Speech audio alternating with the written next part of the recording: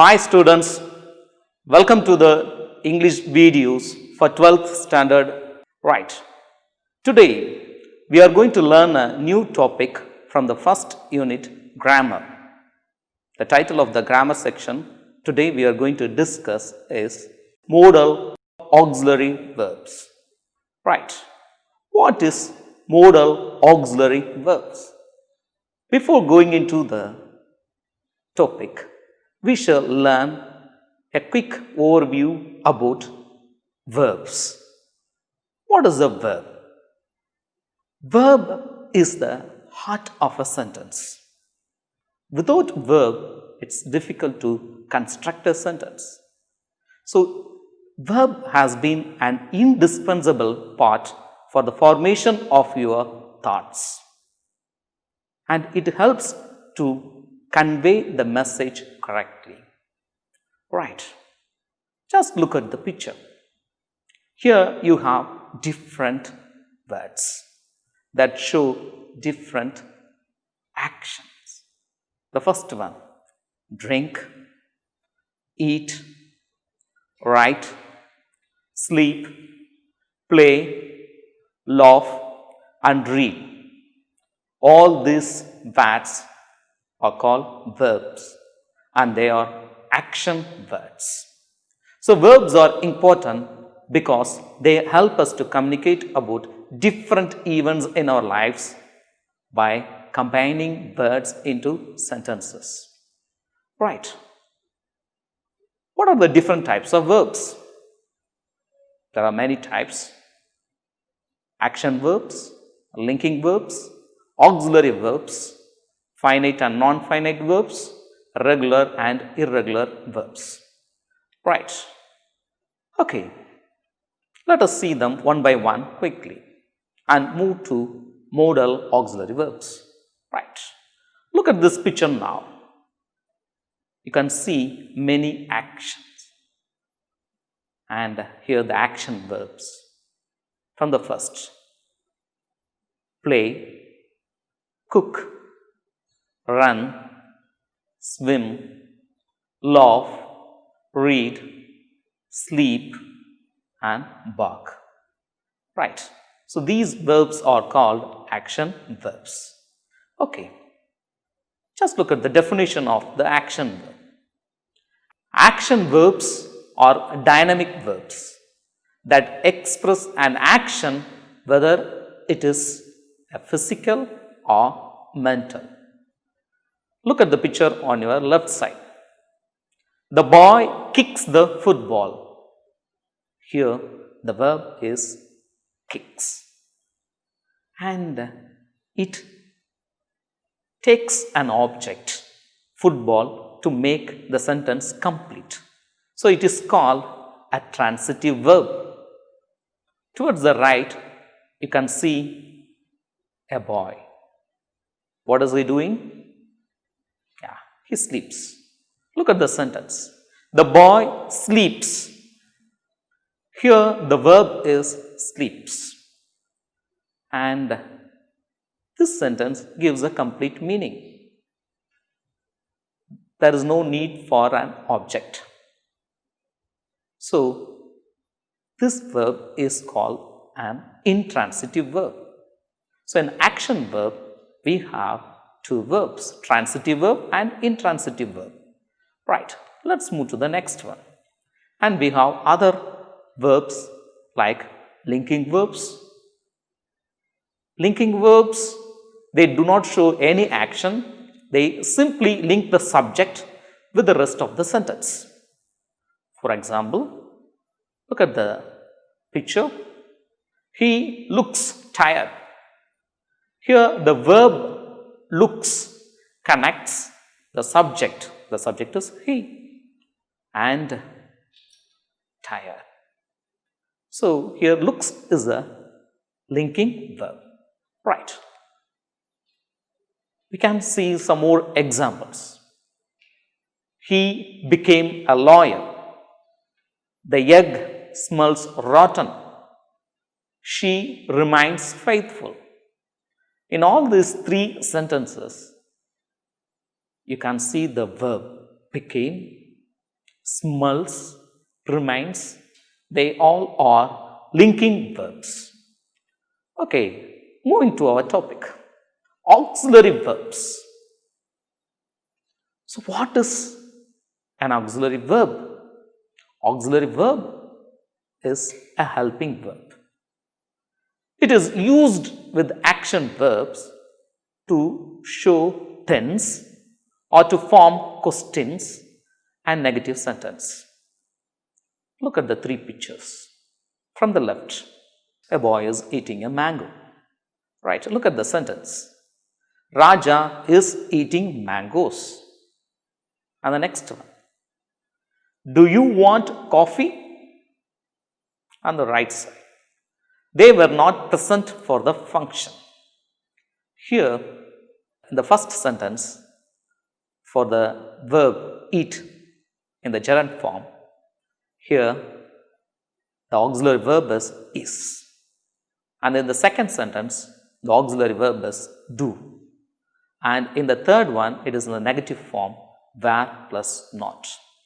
So here, these verbs act as helping verbs. So they are called auxiliary verbs. Right. And we have other types of verbs too. They are finite verb, non-finite verb. Finite verb is nothing but that is finished. And non-finite verb is a verb that is not finished. Okay. Moving to the next type of verbs are regular or irregular verbs. And it's the basic concept about verbs and their usages. And regular verbs, they have their base form, that is the present form, and the past tense and the past participle, and how they are categorized.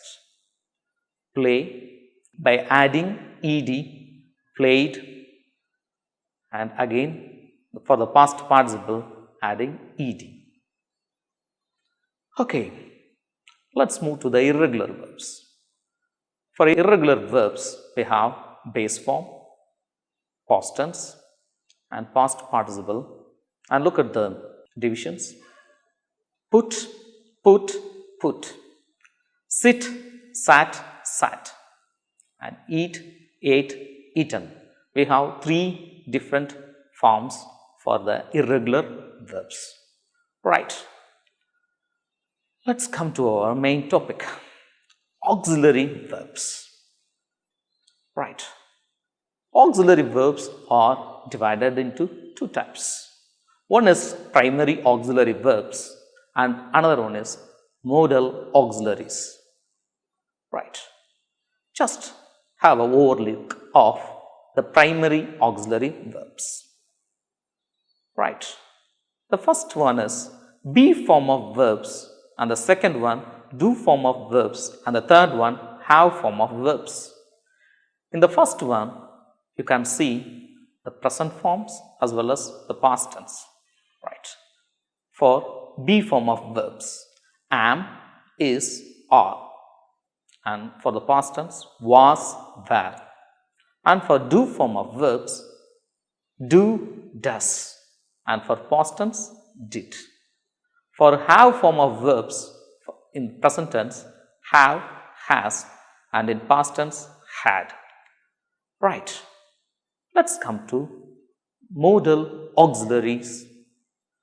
Modal auxiliaries is a special auxiliary which is used to denote a particular mood or to express the subject. That is expression of the subject. Okay, what are the modal auxiliaries? Can, and the past form could, may, might, shall, should, will, would, and must. So we have 9 modal auxiliaries. Right. And we have semi-modals. Semi-modals are verbs that function as modal but in specific circumstances. But because they perform other functions as well, they are categorized separately from the original true modals. So, the another name for semi-modal is quasi-modals. And here we have 4: ought to, used to, need to, dare to. So, in total, we have 9 plus 4, 13 modal auxiliary verbs. Right. Let us learn them one by one in a detailed way. Right. The first one, can. Can is used to show or express ability of a person or to convey a request, permission or offer, or in the negative form. Look at the sentence on the right side. For ability, I can speak English. And for permission, can I go to the library? And for request, can you lend me a pen, please? And for offer, I can lend you a pen. Then for the negative, cannot. You cannot wait here. Right. So, these are some of the things which are some of the ways to express the mood by using the modal auxiliary can. Coming to the next one, the past form of can is could. Here, it can be used to show the ability or to express a polite request. Look at the picture. A boy is playing a guitar. Right, look at the sentence. He could play a guitar. Look at the next picture. A boy with a bag. Right. Look at the sentence there. Could you please come with me? That is a polite request. So, for polite request, you can use could.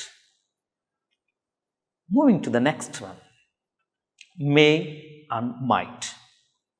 May is to show the possibility and for permission and also for making a wish. Right. Look at the picture. A girl with an umbrella. Right.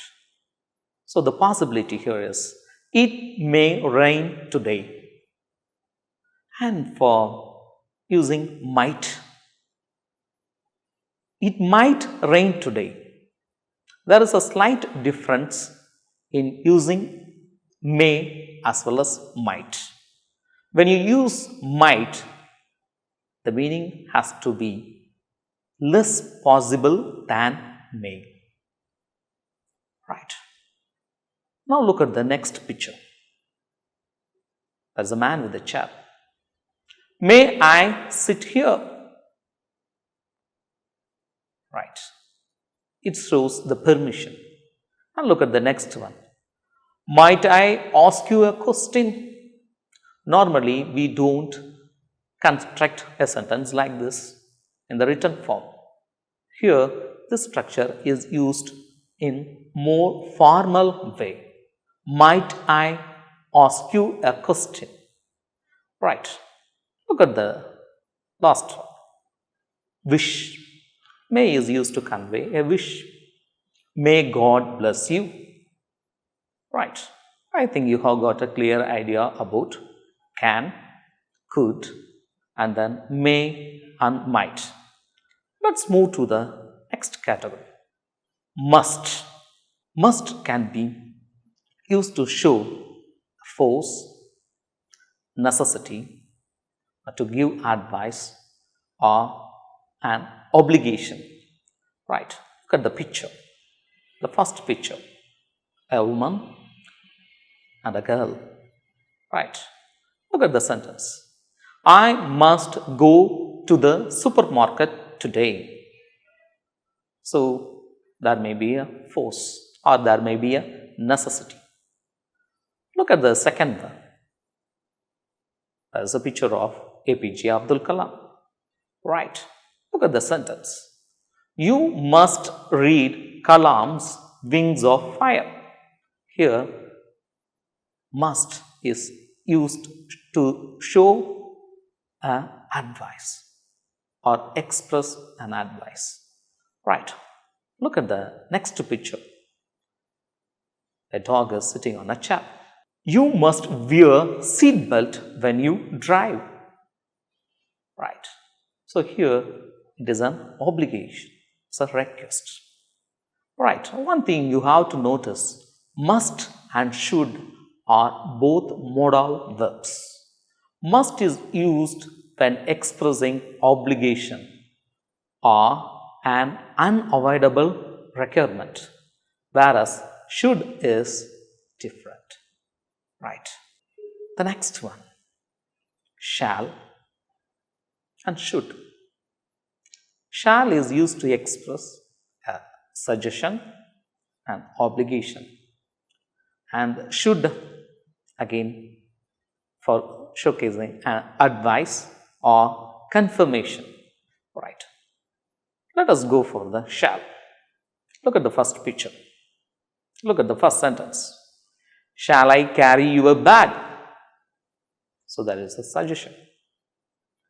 Next one, obligation. I shall meet you at 6 p.m. It's a polite request maybe. Let's move to should. Look at the picture. Right. What is happening there? Right. Now look at the sentence. You should switch off the lights when you go out. So that's the advice. Right. Look at the next picture. Right. Look at the sentence. You should drive carefully on the highway. So confirmation. You should drive carefully on the highway. It may be a bit kind of advice, but you have to be careful on the highway. Right, going to the next one. Will and would. For will, it is used to show wish, request, demand, or an order. And the other usages are for prediction, assumption, and spontaneous decision. Right. Look at the first sentence. Will you please shut the door? Here it's an order. The next one. I think it will rain on Friday. Here it is a prediction. And the third one. Can somebody take me to the hospital? I will. It's a spontaneous decision. So in these three types, will is used. Coming to the next one, would. Look at the usage. Would habits in the past, as well as would is used to show a wish or request. Look at the sentence. Would you shut the door, please? And look at the second sentence. Sometimes he would bring some flowers. Right. I think you have got a clear view about the usage of shall, should, and will and would. Okay, let's move to the other auxiliary verb, that is semi-modals. In semi-modal, as I told you, we have four: ought to, used to, need to, and are. Right. Come on, let's start from ought to. Right. Ought to is used to show a duty, a necessity, and for a moral obligation. Right, look at the picture. Look at the first sentence. You ought to submit your assignment on time. Here, ought to is used to show a formal duty. Right. Coming to the next one. Ought to is used to show a necessity. We have to hire some furniture for the party. Right, there is a necessity here. And for moral obligation, look at the picture. We have to help the needy. Right. Going to the next one. Used to. Used to refers to the habits in the past. My grandfather used to go for long walks when he was a young boy. But now he is old. Now he is unable to walk. Right. So the habits in the past can be expressed by using used to. Right. Coming to the next one. Look at the picture. A girl sleeps, maybe inside a classroom. So how do we use this? By using used to. Right. I used to sleep inside the classroom when I was studying my kindergarten or when I was in my elementary school. Right. Now let's move to the next one. Need to and dare to. Need to is used to express the necessity and for conveying a moral obligation. Right, look at the picture. A girl with a milk packet. Right, look at the sentence. I need to buy a packet of milk. Coming to the next picture.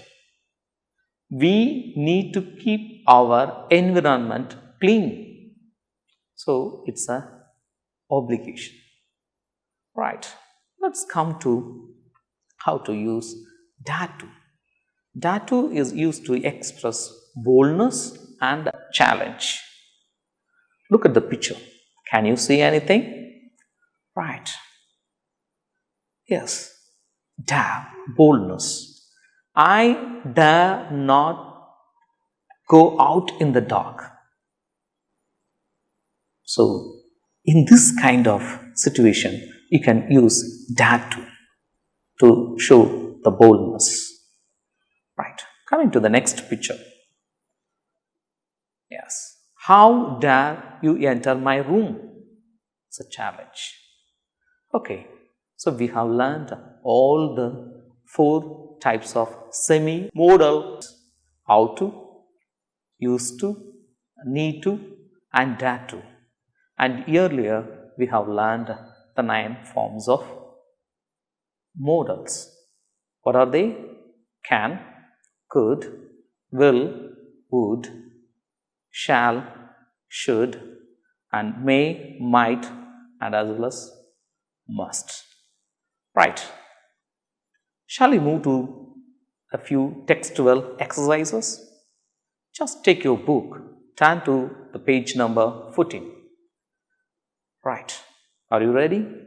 We shall learn to get the answer for the first 5 sentences from the task 1. Okay, just look at the sentence. Question A. The candidates dash answer 5 out of 10 questions. So, what modal can be filled here? Right, should. The candidates should answer 5 out of 10 questions. Coming to the next one, B. How dash you open my bag? Yeah, you have the word how and there is a question mark. So, the correct answer is dare. How dare you open my bag? Right. Coming to the C. Tajuddin dash finish this work by Monday. Maybe it can be used to express his ability. Right. Tajuddin can finish this work by Monday. Coming to the next one. Dash I go to school today? That is a question. Right? Yeah, you can use may. May I go to school today? Right. Come to the E. I wish you dash tell me the truth. And here you can use could. I wish you could tell me the truth. Okay, let's move to the right side. Task 2. I have given first 5 sentences from the textual exercise. Complete the following sentence with modals using the clues given. You have a clue at the end of the sentence. Just try the first one. You dash help the needy. And here you have to use modal or semi-modal with the expression of obligation. You ought help the needy. Right, coming to the next question. If I were you, I dash not behave like that. And here that is a conditional. So, what modal will be the best one? Would. If I were you, I would not behave like that. Would. W-O-U-L-D. Right. Coming to the next one, C. I dash never tell a lie. And here the clue is given as determination. Right. Yes. The answer is will. I will never tell a lie. Coming to the D. My uncle dash have reached by now. Here it shows possibility. Right. Yes. Already we have land. It may rain. Right. May. My uncle may have reached by now. Right. When there is less possibility, we have to use might. Okay. Coming to the last one. The patient is critical. He dash be taken to the hospital. And here you have to express with the clue of compulsion. Right. You can use should or must. Must. The patient is critical. He must be taken to the hospital. Right. We have completed a few sentences from task 1 and task 2 from your textbook, page number 14. Let us learn a few common mistakes while using the modal verbs. So here towards the left you have all the modal auxiliary verbs: can, could, may, might, shall, should, must. And the other two are will and would. Right. So you have 2 columns. One is the wrong one and another one is the correct formation. Right. The first common mistakes that we commit in using the modal auxiliary verbs is a modal auxiliary verb should not be followed by to. If you write I can to write or he may to play, here it's wrong. So it has to be expressed by without to. So a modal is not followed by to. So the correct way of writing is I can write, he may play. Come to the next one. And no final yes. Look at the second model. She should eat. The correct way of writing is she should eat. Right. Moving to the third one. And not in past form. After modal, a past form by writing, that is in the form of ed or in the past participle form, it should not be followed. The wrong way of expressing is we must played. So the correct way is we must play, we should play. Coming to the next one. Not in ing form. So like the past form, a modal should not be followed by an ing form of verb. They shall writing is wrong. So the correct way of expressing is they shall write. Okay, students, these are some of the common mistakes we commit while using the modal auxiliary verbs. Right. I think you have learned a lot about modal auxiliaries and semi-modals and had an overview about the different form of verbs. Right. So, here is a simple task that you can do when you are free in your home. Practice makes a man perfect. Try to write many sentences using these modal auxiliary verbs and semi-modals, thinking at different situations. Right. This is the task we are giving to you by writing simple dialogues using modals and semi-modals. Just there is a format given here. It's a dialogue. Ravi and Raj are conversing, and here is a clue. Can you help me? And Raj, sure. And again Ravi, okay, shall we go to the library? And the response of the Raj has to be filled by you, and just keep going by writing the other dialogues so that you will have a great practice of writing these modal and semi-modal. Okay, students, with this we are concluding this video. Keep reading, keep learning, enjoy your learning. Thank you. Meet you in the next video. Bye-bye.